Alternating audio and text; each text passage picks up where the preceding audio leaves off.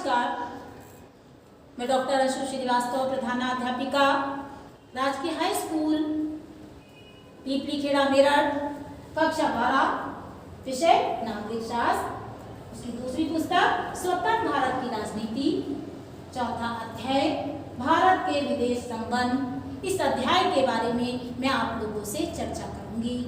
इस अध्याय को पढ़ने से पहले आपने तीसरा अध्याय नियोजित विकास की राजनीति में देश की आंतरिक चुनौतियों को लेकर, आर्थिक विकास को लेकर के नियोजन के बारे में पढ़ा और साथ ही पंचवर्षीय योजनाओं को जाना। इस अध्याय में आप देश की आंतरिक चुनौतियों के साथ देश के बाह्य वातावरण और बाह्य परिस्थितियों के बारे में जानेंगे। इस अध्याय के मुख्य बिंदु हैं भारत के विदेश संबंध ने किन अंतर्राष्ट्रीय परिस्थितियों में आकार ग्रहण किया। दूसरा बिंदु है भारत की विदेश नीति किन सिद्धांतों से निर्देशित हुई। तीसरा बिंदु है चीन और पाकिस्तान के साथ भारत के रिश्ते कैसे रहे। और चौथा बिंदु है भारत की परमाणु नीति का उद्भव किन स्थितियों में हुआ। तो मैं सबसे पहले आपको बच्चों बताती हूँ कि विदेश संबंध क्या होते हैं। भारत जैसे स्वदेश और अन्य जितने भी देश हैं वे विदेश। जब कोई भी देश दूसरे देशों के साथ अपने अंतर्राष्ट्रीय व्यवहार को कायम करता है तो उसको हम विदेश संबंध कहते हैं। और यही अंतर्राष्ट्रीय व्यवहार को जब वो संविधान के माध्यम से नीतियों का रूप दे देता है तो उसे विदेश नीति कहते हैं। इस संबंध में प्रसिद्ध अंतर्राष्ट्रीय विचारक मार्टिन कैप्लान ऐसे विचारक हैं जिन्होंने बताया है कि विभिन्न देश किस तरीके से एक ध्रुवीकरण, द्विध्रुवीकरण, बहुध्रुवीकरण और शक्ति संतुलन का सिद्धांत स्थापित करते हुए अपना व्यवहार करते हैं। भारत में इसी प्रकार से कौटिल्य ने भी मंडल सिद्धांत दिया है। अब मैं आपको बताती हूँ बच्चों कि भारत ने किन परिस्थितियों में भारत की विदेश नीति को निर्धारित किया। उस समय पूरे विश्व में द्वितीय विश्व युद्ध हो चुका था जो 1939-1945 के बीच में हुआ और विश्व में शांति की स्थापना के लिए 24 अक्टूबर 1945 को संयुक्त राष्ट्र संघ की स्थापना हो चुकी थी और विश्व दो विचारधाराओं को लेकर के दो खेमों में बढ़ चुका था और आपस में वैमनस्य की स्थिति में शीत युद्ध चल रहा था। ऐसी स्थितियों में और जो एशिया के देश थे वो साम्राज्यवाद और उपनिवेशवाद से स्वतंत्र हो गए थे। ऐसी परिस्थितियों में भारत की विदेश नीति निर्धारित की गई। तो सबसे पहले भारत के विदेश संबंध के लिए उसका क्या संवैधानिक प्रावधान किया गया। भारतीय संविधान के भाग 4 अनुच्छेद 51 में नीति निर्देशक सिद्धांतों के अंतर्गत भारत की विदेश नीति निर्धारित की गई जिसका मुख्य उद्देश्य था देश की एकता, देश की अखंडता और देश की संप्रभुता की रक्षा करते हुए देश की राष्ट्रीय हितों की संवर्धन के साथ सभी देशों के साथ सहिष्णुतापूर्ण संबंध, विश्व शांतिपूर्ण विश्व अस्तित्व और यूएनओ के साथ शांतिपूर्ण सहअस्तित्व की भावना, इस तरीके का मुख्य उद्देश्य नीति निर्देशक सिद्धांतों में विदेश नीति के लिए रखा गया। अब मैं आपको बताती हूँ सबसे पहले भारत के प्रधानमंत्री पंडित जवाहरलाल नेहरू हुए और उनके समय में जो मुख्य रूप से उनके सामने समस्याएं आ रही थी उनको लेकर उन्होंने विदेश नीति के मुख्य उद्देश्य रखे। पहला उद्देश्य था संघर्ष के बाद संप्रभुता को बचाना था क्योंकि भारत 150 वर्षों से ब्रिटिश शासन के अधीन था और उसके बाद बहुत मुश्किलों से क्रांतिकारियों और कांग्रेसियों और समाज सुधारों के प्रयास के बाद भारत स्वतंत्र हुआ था और भारत का विभाजन भी हो चुका था। इसलिए भारत की अपनी सरकार की रक्षा का एक उद्देश्य रखा। तो दूसरा उद्देश्य रखा अखंडता बनाए रखना क्योंकि भारत पाकिस्तान के रूप में अलग हो चुका था, दोबारा अलगाववाद की प्रवृत्ति पैदा न हुई, इसलिए अखंडता बनाए रखना। तो तीसरा उद्देश्य मुख्य रखा कि तेज गति से आर्थिक विकास करना। भारत क्योंकि बहुत सालों से वो परतंत्र था और नया स्वतंत्र हुआ था, उसका विकास करना था, इसलिए मिश्रित लोकतांत्रिक राज्य की स्थापना का उद्देश्य उसमें रखा गया। उस समय आपको मैंने पहले भी बताया कि विश्व दो खेमों में बटा हुआ था, साम्यवाद पूंजीवाद और साम्यवाद पूंजीवाद, जिसमें उत्पादन के साधनों पर व्यक्तिगत उसमें स्वामित्व होता है, उसमें सरकार का कोई नियंत्रण नहीं होता और उसका लाभ निजी स्वामित्व के द्वारा अर्जित किया जाता है। उसको हम कहते हैं पूंजीवाद। उसका विश्व में प्रसार और प्रचार हो रहा था और उसका नेतृत्व कर रहा था संयुक्त राज्य अमेरिका, और उसने विरोध करने के लिए उत्तर अटलांटिक संधि संगठन, जो सैनिक संगठन था, 1949 में बना लिया था और उसके माध्यम से पूरे विश्व में पूंजीवाद का प्रचार और साम्यवाद के प्रसार को रोकना, ये काम करना था। तो दूसरी तरफ साम्यवाद जो था वो उत्पादन के साधनों पर सरकार का नियंत्रण होता है इस विचारधारा में, और उसमें देश में रहने वाले प्रत्येक नागरिक समान रूप से उत्पादन के साधनों का सदुपयोग करते हैं। इसके द्वारा इसका नेतृत्व जो कर रहा था वो सोवियत रूस कर रहा था। वो वार्सा पैक्ट के संगठन के माध्यम से पूंजीवाद का विरोध और साम्यवाद के प्रसार को बढ़ा रहा था। पंडित जवाहरलाल नेहरू की भूमिका अफ्रो एशियाई एकता में विशेष रूप से रही। मैं आपको बता रही हूँ बच्चों, एक घटना दूसरी घटना के साथ श्रृंखला के रूप में जुड़ी हुई है। जहां एक तरफ दो खेमों में पूरा विश्व बटा हुआ था, वहीं जो एशिया और अफ्रीका के देश उपनिवेशवाद और साम्राज्यवाद से स्वतंत्र हो रहे थे, उन देशों को जब पंडित जवाहरलाल नेहरू के नेतृत्व में संगठित और एकत्रित किया गया और पंडित नेहरू ने इंडोनेशिया को सबसे पहले स्वतंत्र कराया, और उसके बाद उन्होंने इंडोनेशिया के एक शहर बारडूम में 1955 में एक सम्मेलन किया, जिसमें रंगभेद की नीति का विरोध, साम्राज्यवाद का विरोध करते हुए गुटनिरपेक्ष आंदोलन एक संगठन के निर्माण की भूमिका निभाई। तो अगला पॉइंट आता है गुटनिरपेक्ष नीति।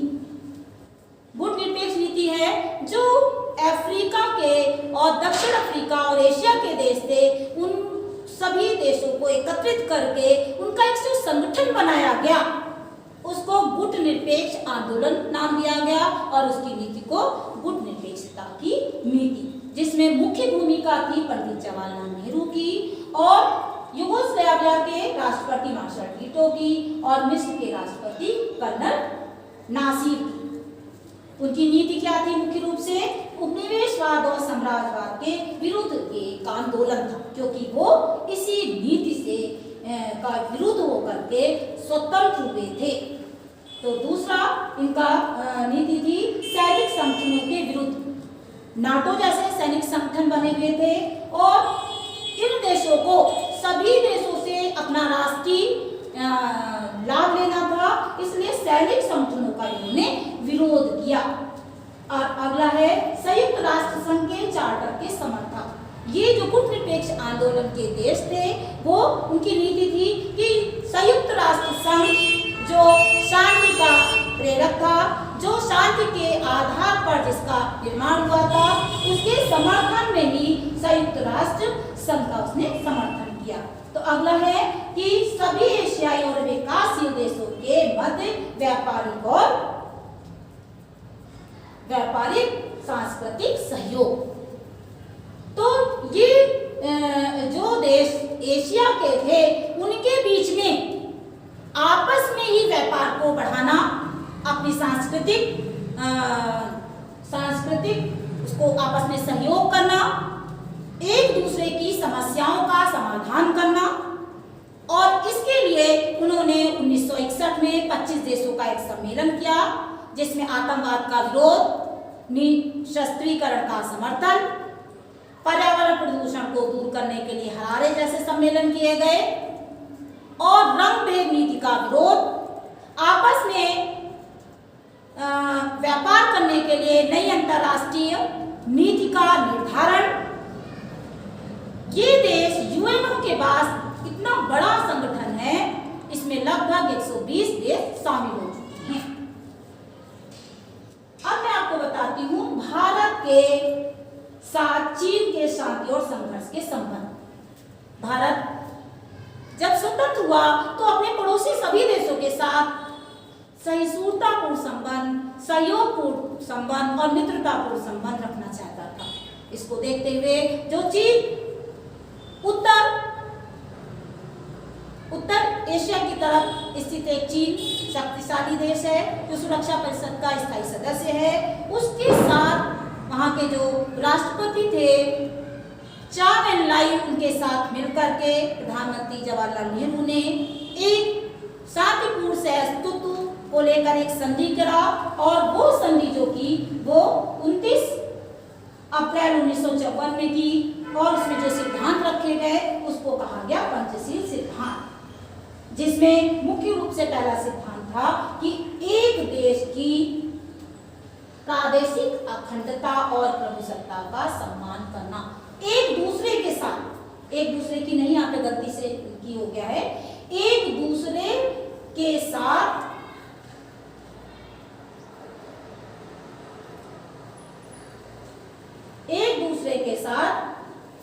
प्रादेशिक अखंडता और संप्रभुता का सम्मान करना, कि भारत चीन का सम्मान करेगा और चीन भारत की अखंडता का सम्मान करेगा, और उसकी प्रभुसत्ता, उसकी राजनीतिक व्यवस्था का भी सम्मान करेगा।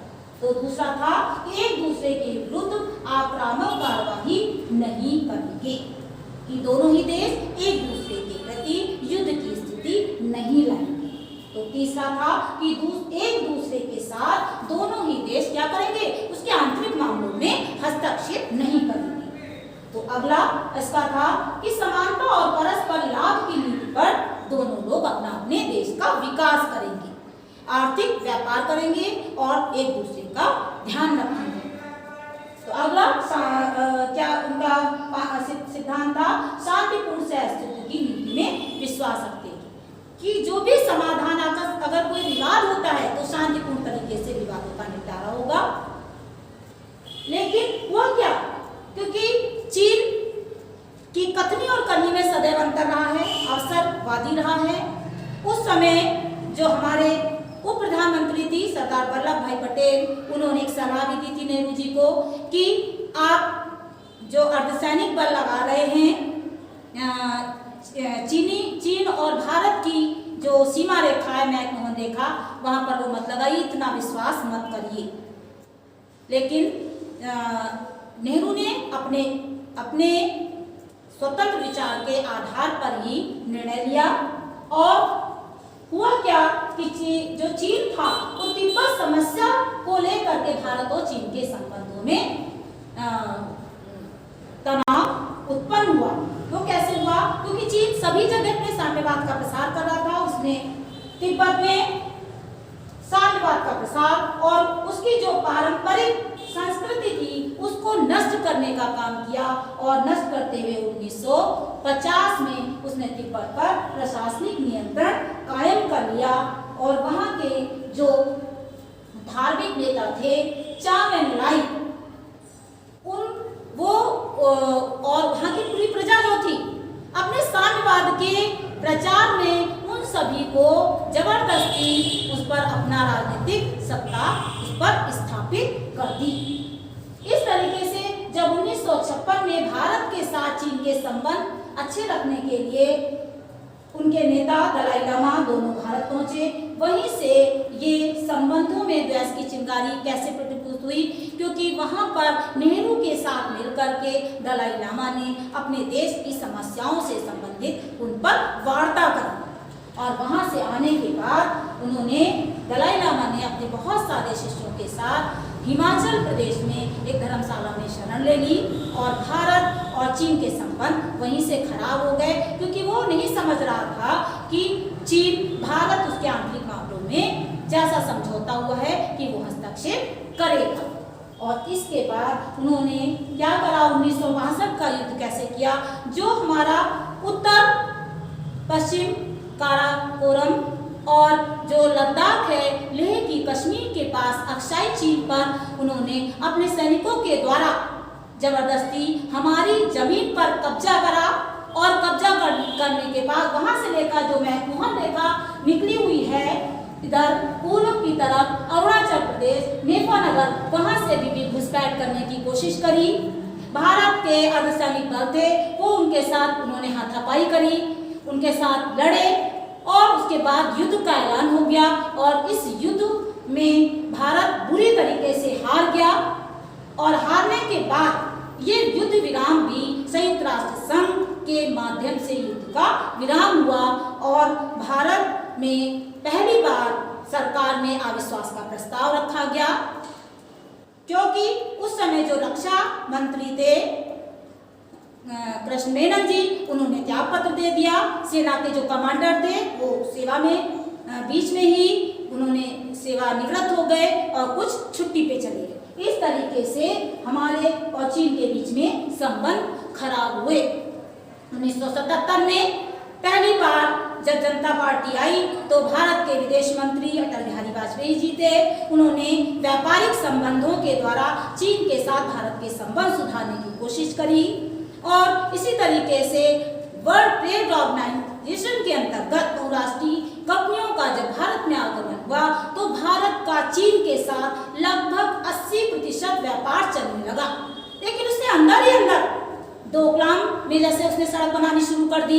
इस तरीके से अगर वर्तमान में देखते हैं तो पुनः अक्साई चीन के पास से गलवान सिटी के माध्यम से उसने हमारे सैनिकों के साथ हाथापाई करी, क्योंकि वो हमारी जमीन को हथियाना चाहता था।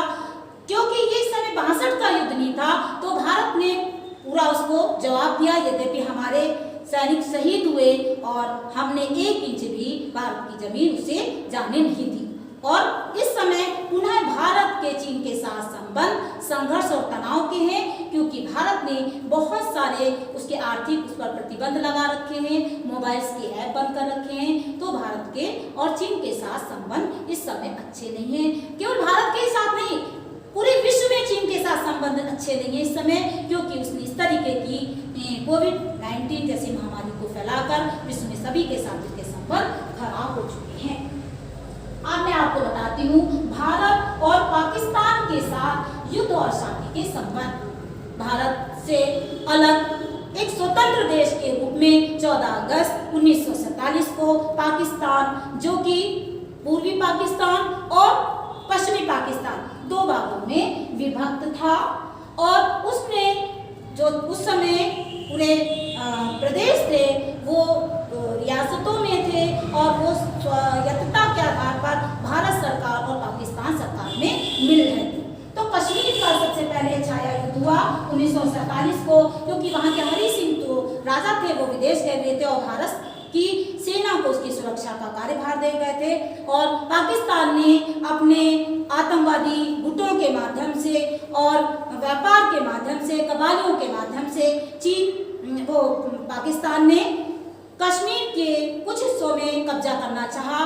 भारत के सैनिकों के साथ उनका झगड़ा भी हुआ, लेकिन वो जिस जगह पर उन्होंने कब्जा कर लिया था उसको अधिकृत कश्मीर, और इस वाद को लेकर के जवाहरलाल नेहरू ने संयुक्त राष्ट्र संघ में इस प्रस्ताव को रख दिया तो ये अंतर्राष्ट्रीय वाद हो गया और इसको भारत के संविधान में 370 अनुच्छेद के अंतर्गत अलग प्रावधान किया गया था। यद्यपि वर्तमान में इसे अन्य प्रदेशों की तरह जोड़ दिया गया है। तो दूसरा, इसको हम छाया युद्ध कहते हैं। दूसरा होता है 1965 का दूसरा युद्ध। उस समय सिंधु नदी को लेकर के जो गुजरात में कच्छ था वहां से पाकिस्तान के सैनिकों ने घुसपैठ करी और उसके बाद वो भारत सरकार ने युद्ध का क्योंकि पाकिस्तान ने युद्ध का ऐलान कर दिया था, उसका जवाब भारत सरकार ने अपने सैनिकों के माध्यम से दिया और हमारे सैनिकों ने लाहौर तक उनके जमीन को कब्जा लिया था। लेकिन जब संयुक्त राष्ट्र संघ ने उस पर हस्तक्षेप करके एक शांति वार्ता रखी और सोवियत रूस के राष्ट्रपति के माध्यम से एक समझौता किया गया जो कि ताशकंद में रखा गया। पाकिस्तान के उसमें जनरल आयूब खान जो पाकिस्तान के राष्ट्रपति थे और भारत के तत्कालीन प्रधानमंत्री पंडित जवाहरलाल नेहरू के बीच में ताशकंद में एक समझौता हुआ और जिससे युद्ध का विराम किया गया और साथ ही जो पाकिस्तान की जमीन थी उसे वापस लिया गया। अगला युद्ध हुआ भारत और पाकिस्तान के बीच में 1971 में। 1970 में पाकिस्तान में जुल्फिकार अली भुट्टो की सरकार विजयी हुई थी, तो पूर्व में अवामी दल के नेता जिया-उर रहमान की सरकार जीती थी। उन्होंने एक परिसंघ की अलग से मांग रखी, जिसे प्रधानमंत्री राष्ट्रपति उस समय जुल्फिकार अली भुट्टो ने उसको नकार दिया, जिसकी और साथ ही उन्होंने पूरब की जो क्षेत्र था पाकिस्तान का, वहां पर अपने सैनिकों को लगा दिया, जिससे उनके बीच में झगड़ा हुआ, युद्ध की स्थिति हुई। ऐसे में जो जिया-उर रहमान जो अवामी दल के नेता थे, उन्होंने भारत से शरण मांगी। भारत की सेना वहां गई और उनके सैनिकों को वहां से खदेड़ा, और खदेड़ने के बाद एक समझौता हुआ। पाकिस्तान के राष्ट्रपति जुल्फिकार अली भुट्टो और भारत की प्रधानमंत्री उस समय प्रधानमंत्री श्रीमती इंदिरा गांधी के बीच में एक समझौता हुआ, और उस समझौतों में पाकिस्तान के 2 भाग कर दिए गए। 3 जुलाई 1972 में एक समझौता हुआ, जिसको हम क्या कहते हैं, शिमला समझौता कहते हैं, और बांग्लादेश का एक अलग स्वतंत्र देश बना दिया गया। अगला युद्ध हुआ 1999 में। उससे पहले जब प्रधानमंत्री अटल बिहारी वाजपेयी जी 1998 में बने, तो उन्होंने दिल्ली से लाहौर तक एक बस यात्रा करी, जिससे कि भारत और पाकिस्तान के संबंध सुधर जाए। लेकिन परिणाम क्या हुआ, क्योंकि वहां पर आतंकवाद जबरदस्त फैल चुका था। वो भारत के अंदर अलगाववादी प्रवृत्तियां पैदा करना, भय और तनाव का वातावरण पैदा करना, आतंकवादी गुटों के माध्यम से करते रहते हैं। उन्होंने ऐसा ही किया कि कारगिल की 4 चोटियों पर आतंकवादी गुट के द्वारा कब्जा किया गया, जो 2 महीने तक छद्म युद्ध चलता रहा, और हमारे सैनिकों ने, भारत के सैनिकों ने अपनी चोटी पर पुनः कब्जा, भारत का झंडा फहराकर कब्जा ले लिया। तो भारत और पाकिस्तान के जो संबंध थे, निरंतर संघर्ष और तनाव के रहे हैं। यहाँ तक कि इतने ज्यादा तनाव बढ़ गए थे। भारत वर्तमान में की परिस्थितियों में देखें तो भारत ने वहाँ की 50% आतंकवादी गुटों को समाप्त कर दिया है, और दूसरी तरफ उसने जो पुलवामा में आक्रमण किया, तीसरी तरफ उसने आतंकवादी गुटों को समाप्त करने के लिए समय समय पर बहुत सारी प्रतिक्रियाएं करी, आर्थिक प्रतिबंध लगाए। लेकिन भारत और पाकिस्तान के संबंध सदैव से तनावपूर्ण, संघर्षपूर्ण रहे हैं, मित्रतापूर्ण, सहयोगपूर्ण, आंशिक कहीं कहीं पे रहे हैं, अन्यथा उनके संबंध अच्छे नहीं, क्योंकि उनको प्रारंभ में संयुक्त राज्य अमेरिका से 71 से पहले उसे सहायता मिलती रही, और वर्तमान में प्रत्यक्ष और अप्रत्यक्ष रूप से चीन से सहयोग मिलता रहा है। अब मैं आपको ये बताती हूँ कि हमारी परमाणु नीति क्या है। परमाणु नीति, परमाणु का परीक्षण ना करने के लिए विश्व में परमाणु अप्रसार संधि 1968 में हुई थी, जिसमें ज्यादातर सदस्य संयुक्त राष्ट्र संघ के स्थायी सदस्य थे, और वो पूरे विश्व में दबाव डाल रहे थे कि और देश शस्त्रीकरण ना करें, निशस्त्रीकरण को देखते हुए इस गुट में संगठन में हस्ताक्षर करने के लिए सब पर दबाव डाला हुआ था। भारत ने इस पर साइन नहीं किया, हस्ताक्षर नहीं किया, क्योंकि इसे बताया भेदभावपूर्ण है। भारत ने आत्मरक्षा के लिए, सुरक्षा के लिए उन्हें सबसे पहले पहला परीक्षण मई 1974 में जो राजस्थान के पोखरण था, वहां पर पहला परीक्षण किया। इसके साथ ही विश्व में दूसरी व्यापक परमाणु अप्रसार संधि CTBT के द्वारा 1998 में दोबारा से भारत को स्वीकृत करने के लिए विकसित देशों के द्वारा दबाव डाला गया। भारत ने पुनः उसको इनकार कर दिया कि भारत अपनी सुरक्षा और आत्मरक्षा के लिए परमाणु परीक्षण कर रहा है, अन्यथा उसकी विदेश नीति जो है वो शांतिपूर्ण सह अस्तित्व वाली है। उसने दूसरा परीक्षण मई 1998 में किया। अब मैं आपको बताती हूँ सारी बातें बताते हुए कि भारत की जो विदेश नीति रही है, अगर हम शुरू से देखते हैं, भारत भारत की संस्कृति में ये मूल में जमी हुई है कि भारत विश्व को विश्व बंधुत्व की भावना से देखता रहा है। एक सूक्ति आती है, तू वासुदेव कुटुंबकम, पूरे विश्व को एक परिवार की तरह समझता रहा है। इसलिए भारत ने सभी देशों के साथ बहुत अच्छे संबंध बनाने की कोशिश की है। अब मैं आपसे एक चीज और बताती हूँ कि इससे संबंधित, इस अध्याय से संबंधित जो भी आपकी अभ्यास प्रश्नावली है उसे आपको करना है। और यदि कोई प्रश्न के उत्तर अभी आपको नहीं आते हैं तो आप कमेंट बॉक्स में जाके मेरे से उसके आंसर को पूछ सकते हैं। इसमें पहला आपके 4 तरीके के प्रश्न आते हैं, बहुविकल्पी, अतिलघु, लघु और दीर्घ-उत्तरी, जिसमें आपको बहुविकल्पी प्रश्न आपकी अपनी किताब से ही करने हैं। और यहाँ पर मैं आपको अति लघुत्तरी प्रश्नों के बारे में बताती हूँ। पहला प्रश्न है, भारतीय विदेश नीति संविधान के किस अनुच्छेद में है? दूसरा, गुट निरपेक्ष आंदोलन के प्रमुख नेताओं के नाम बताइए। तीसरा, अप्रैल 1949 में हुए उत्तर अटलांटिक संधि को किस नाम से जाना जाता है? चौथा, भारत ने अपना पृथक परमाणु परीक्षण कब किया था? पांचवा, भारत और पाकिस्तान के बीच शिमला समझौता कब हुआ? और छठा, लाल बहादुर शास्त्री का निधन कब और कहां हुआ था? लघुत्तरी प्रश्न। सातवां, भारत के विदेश संबंध में पंचशील सिद्धांत क्या है? आठवां, 2 खेमों के बीच भारतीय विदेश संबंध में गुट निरपेक्ष आंदोलन की क्या भूमिका थी? तो दीर्घ-उत्तरी प्रश्न करने हैं आपको। भारत चीन के मध्य विवाद की घटना और विदेश संबंध बताइए। तो अगला है, भारत और पाकिस्तान के बीच विवाद के प्रमुख मुद्दों की व्याख्या कीजिए। इस तरीके से आपका पूरा अध्याय खत्म हो चुका और अगला अध्याय कांग्रेस की चुनौती और नवीन प्रवृत्तियों के बारे में पढ़ेंगे। धन्यवाद।